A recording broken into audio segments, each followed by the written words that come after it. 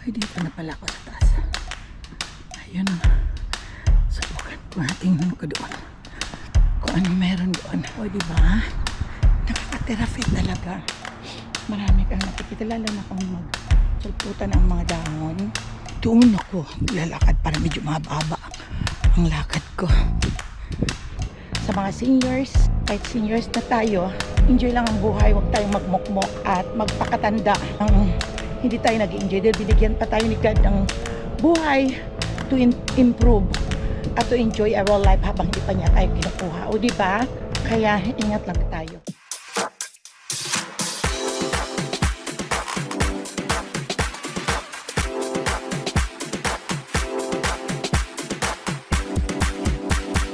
Subscribe na! Welcome back to Mama Ella channel or Mama Ella vlog. Today is Tuesday ng umaga, mga 10 o'clock na siguro to or 9:30. Hindi ko na check ano bang oras ba para sa totoo lang. Saan ba ang cellphone ko, nadala ko ba? Lalabas ako at ako ay mag-walking as in my daily routine. It's 9:37 pa lang po, mga friends and friendship. At maganda ang panahon. At ito ay maglalakad ako. Ginagawa ko to every day. So look at this, my friends and friendship. Ang ganda ng amin. Nilipat namin ito sa backyard ito. Nilipat namin ito doon. Mula doon nilipat dito at mayroong bago nilalagay doon sa backyard. Ito yung mga tanim namin. Inaayos na siya nila. Ito ang pinoproblemahan ko. I think I need to call yung Davita. Baka gusto nilang i-donate ko na lang itong wheelchair kung tatanggapin nila. Kasi ang dami na ni Papa Dudes na ano. Ito. Sino ang gustong gumamit nito? Yeah. Lagyan ko kaya ng mamaya paglalagyan ko ng free. Okay. So, samahan niyo ako, my friends and friendship. Good morning pala sa inyong lahat. Good evening at kumusta kayong lahat dyan sa inyo kung saan man kayo naroroon. Sana ay nandyan kayong lahat sa mabuting kalagayan katulad ko rin na okay naman ako rito at ito'y nag-i-enjoy ng good weather at summer. Kaya siguro dito na lang ako maglalakad paikot doon. Doon sa bundok. At least may uphill at downhill akong magaganapin.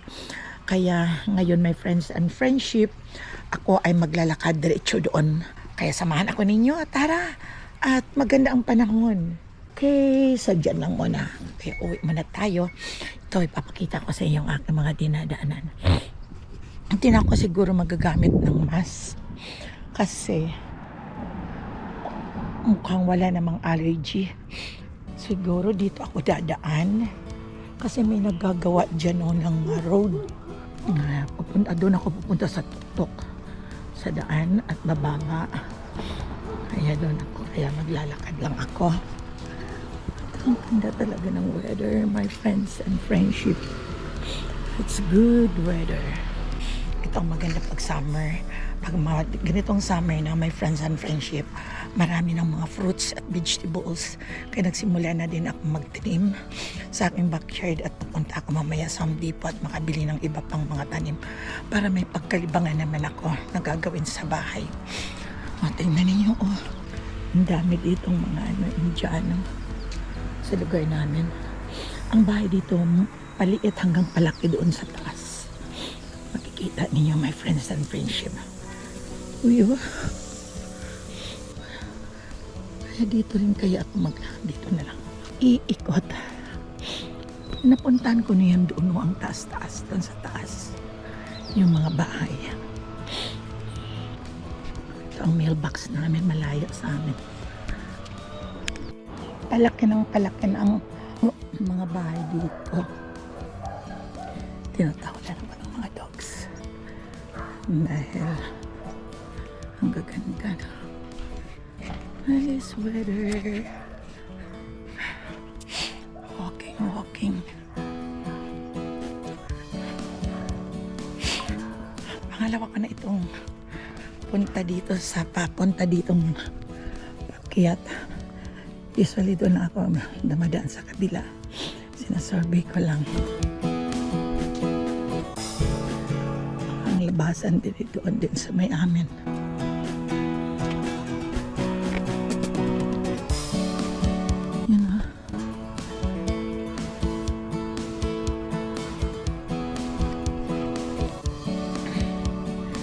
dito agad ay halata mong paakyat at nakakapagod. Nakakahingal pala. Ito. Dito. Doon sa baba. Ako nagmula.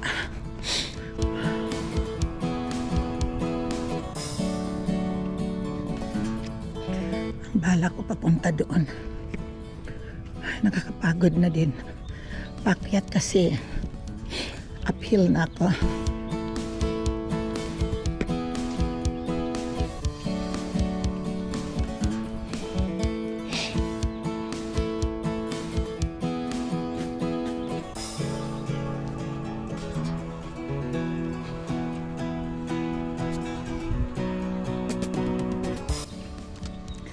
Ayan, may naglalakad.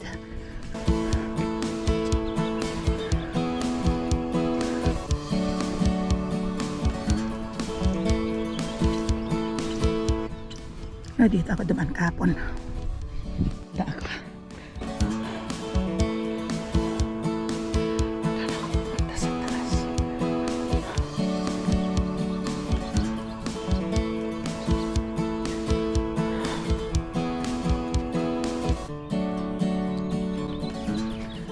Dito na pala ako sa taas. Ayun na. Subukan ko. Tingnan ko doon. Kung ano meron doon.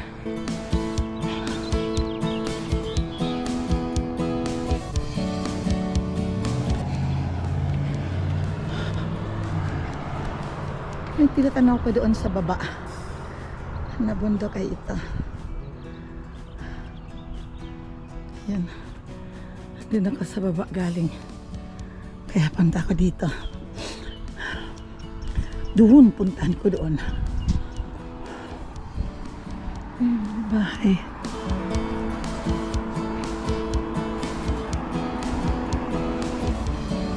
Ito may mga bulaklak. Sana walang pollen. Pero uminom ako ng allergy med ko. Naglalaki yan ang mga houses dito. Ayan o.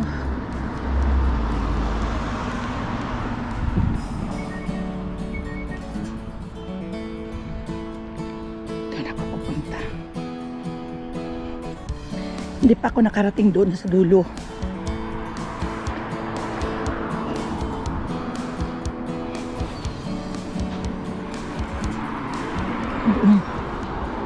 Hanggang sa ang bahay doon sa may paanan ng bundok. Ang dami ng bahay. Alam niyo ang mamahal ng mga bahay na dito ngayon.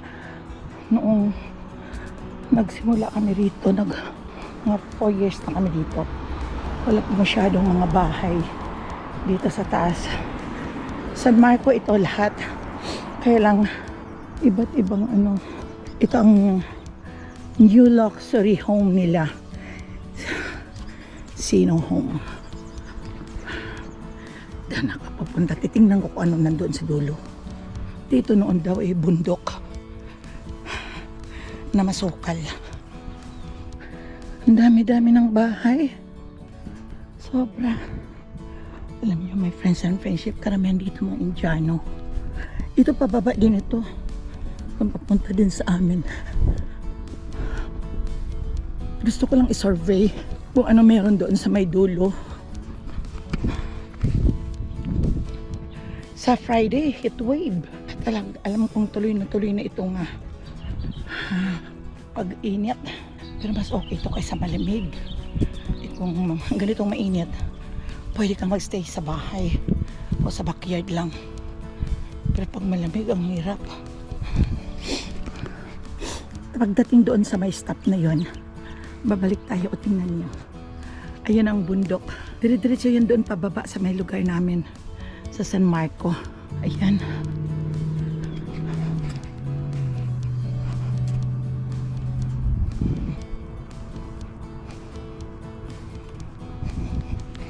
May naglalakad.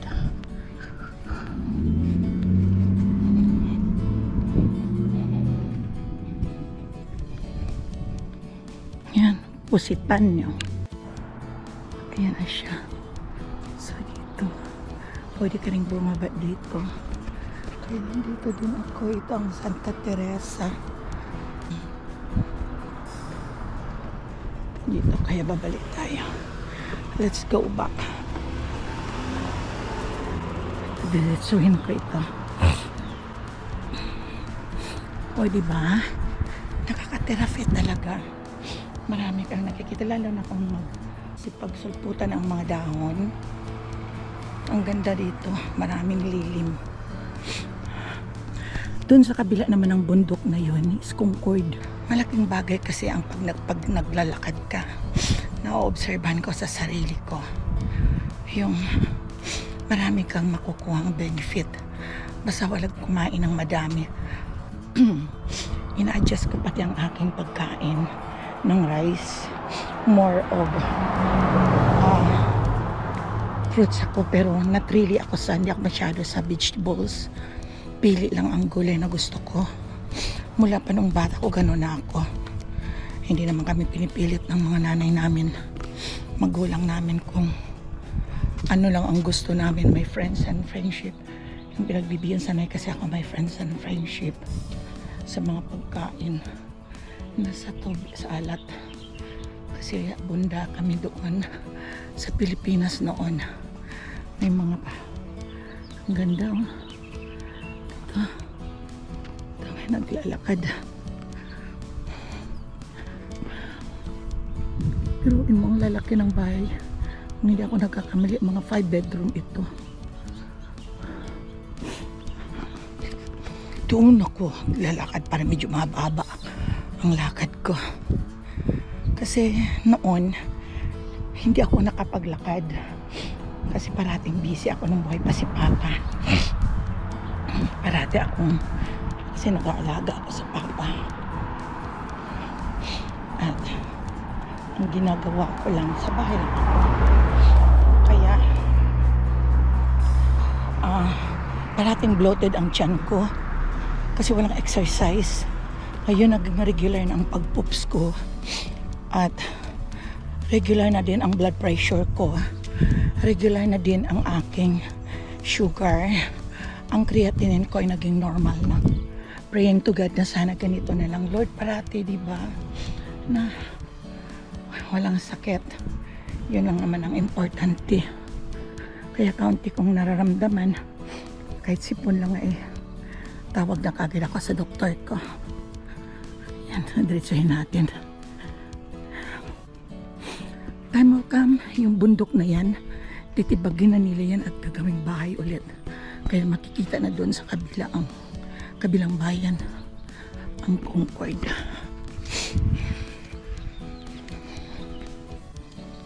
Pabalik ako. Sino mag-aakala na mapuno itong bahay? Mapuno ng bahay dito sa taas na to. Halos aabot na doon sa taas ng bundok.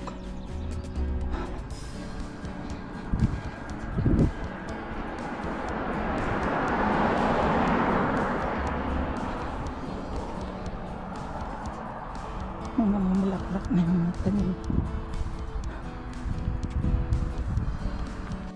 Ito binili nila yung lot na ito. Kalaki ng lot na yan. Binili yan ng mga bahay na ito sa harapan. Mura lang kasi ito nang mag-start itong lugar na to na i-develop. Mura lang dito ang bahay. Kaya yung mga malalaki ang mga sweldo.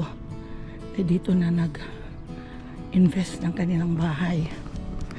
Yung anak ko namang si Chanel ay dito sila nakabili. Dalawa naman silang nagtatrabaho sa state. Kaya nakabili sila pero doon sila sa baba. Ito naman. Kapriyan. O diba? Ang ganda. O, ipakikita ko sa inyo. Dandahan ko lang. Naglalakad kasi ako kanina. Ganun din dito sa kabila. May mga bahay din dito sa kabila. Hanggang doon. Yan, pababa na tayo. Inayos yung kursada. Ang lagusan nito, ang labas ko nito ay doon sa may park malapit sa amin. Lakad lang ako. Ayaw kong nagtatakbo.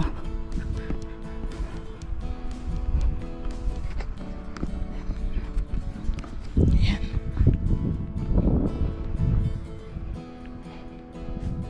Huwag niyo akong iiwan ha. Samahan niyo ako sa paglalakad para pare-pareho tayo in good health. Ito lang, ini-enjoy ko lang ang buhay ko. Pero malapit na ako magbakasyon. At hopefully, na may enjoy ko din ang bakasyon ko.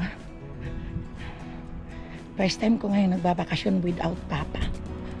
Kaya ewan ko lang kung paano ako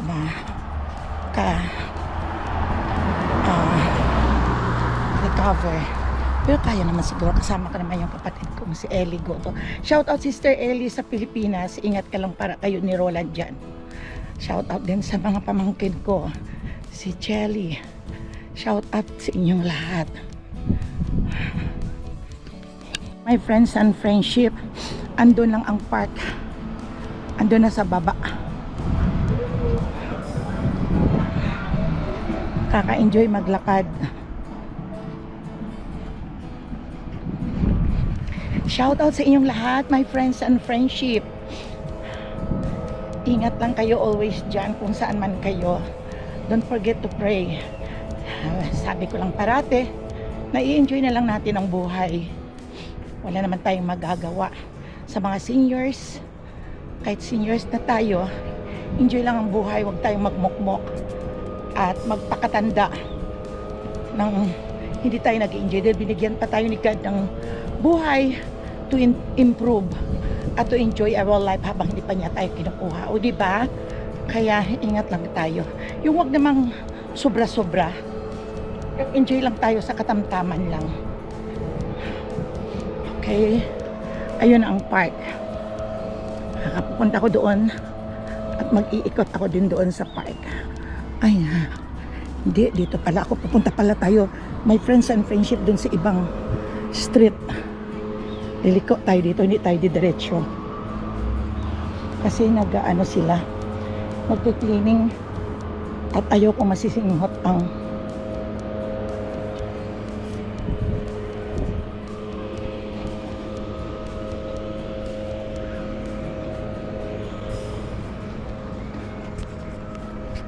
yan, daming naglalakad ngayon. Doon ako pupunta sa dulo. Tingnan niyo itong tree, oh. Di ba anahaw to my friends and friendship? Ang anahaw. Tingnan ko nga doon. Hindi pa ako nakapunta doon sa lugar na yan. Iikot ako. Doon ako galing, oh. Ito yung mailbox. Nagsisimula na akong pawisan. Doon tayo papunta. Ang daming Pilipino din dito. Doon ako galing. Doon sa taas. Baba na ito. Ngayon lang ako din dito nakapasok. Sinusurvey ko lang ang daan.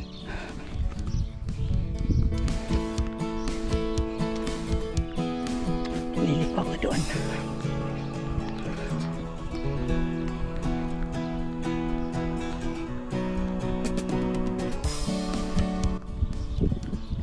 Nung unang panahon, bundok lang itong lugar na to. Masukal, pinili ng mga developer. Lalikaw ako dito. Dead end na doon. Pinapawisan na din ako, my friends and friendship.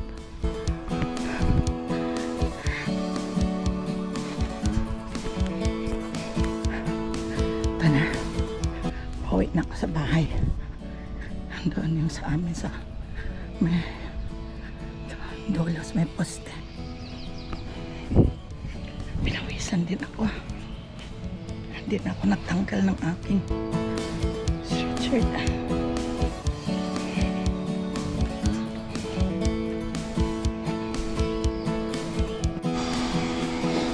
Dito na ako. Haba rin ang nilakad ko, my friends and friendship natin ah.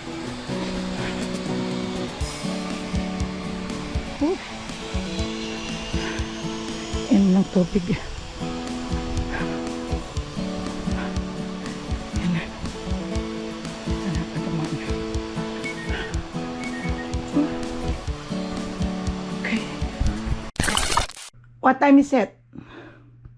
It's 10:11 a.m. 10:11 a.m. Yan, may mga iba pang naglalakad doon sa park, nag-iikot. Dito na ako, pinawisan ako. Kaya magbibihis muna ako, my friends and friendship. Nakaligo na din ako. At sasama ako sa Vallejo kay Chanel pag mag-pick up kay Zoe.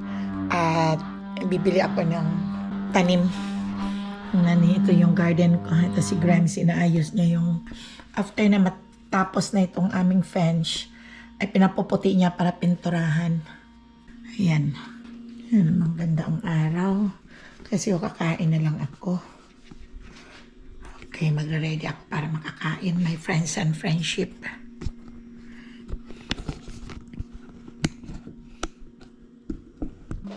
Ililigpit ko muna. Kasi ayokong kumakain ako ng daming ligpitin.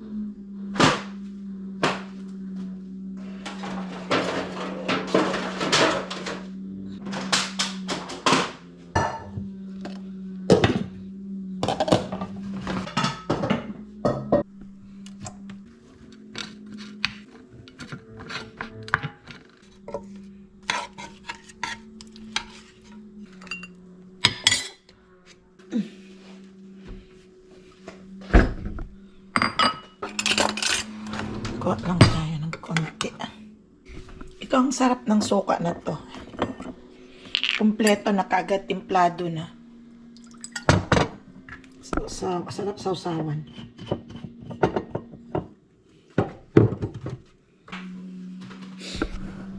Kain na tayo.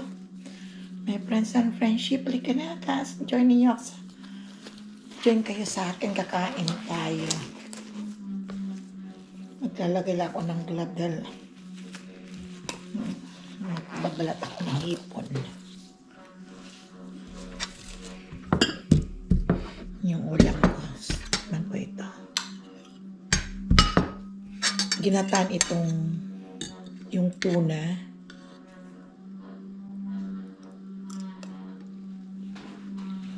Sarap.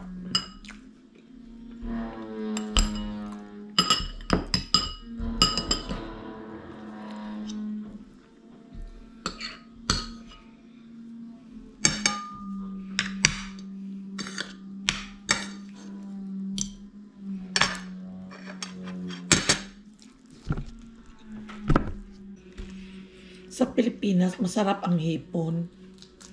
Dito, ganun lang. Sa pangalang hipon. Sa sausaw mo lang, okay ba? Pero doon sa Pilipinas, kahit hindi mo na isasawsaw, o kaya isasawsaw mo naman, malasa talaga ang hipon. Bagong huli doon. Dito, bumakailan pa ito na basta nilalagay lang nila sa frozen. Kumain ako. Kuha lang ako ng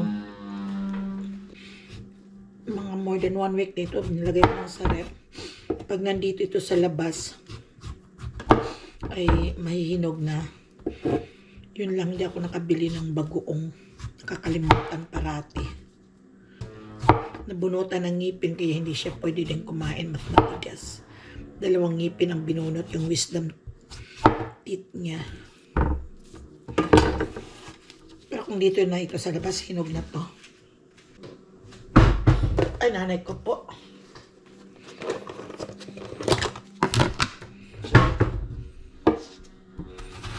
Yan, ihiwain natin. Appetizer lang ba? Namimiss ko yung singkamas. Wala akong nakikita sa island na singkamas. Pag may nakikita ko doong bagong-bago, bumibili ako. Pero sa Pilipinas, daming singkamas na siguro ngayon.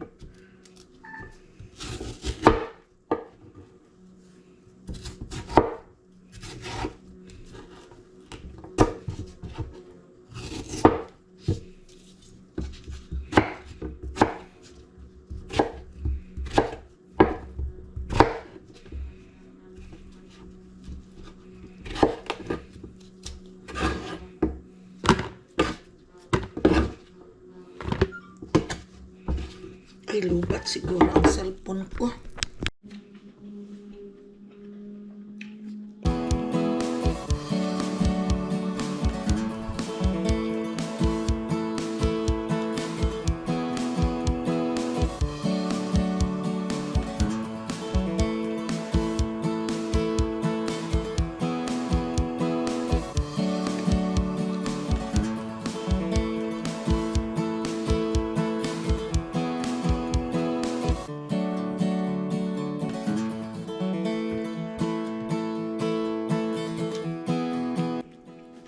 Ang sarap ng ginataan na tuna.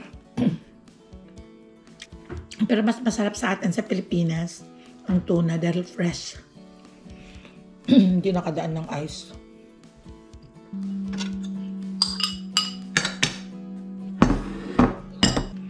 Ang tamis ng mangga.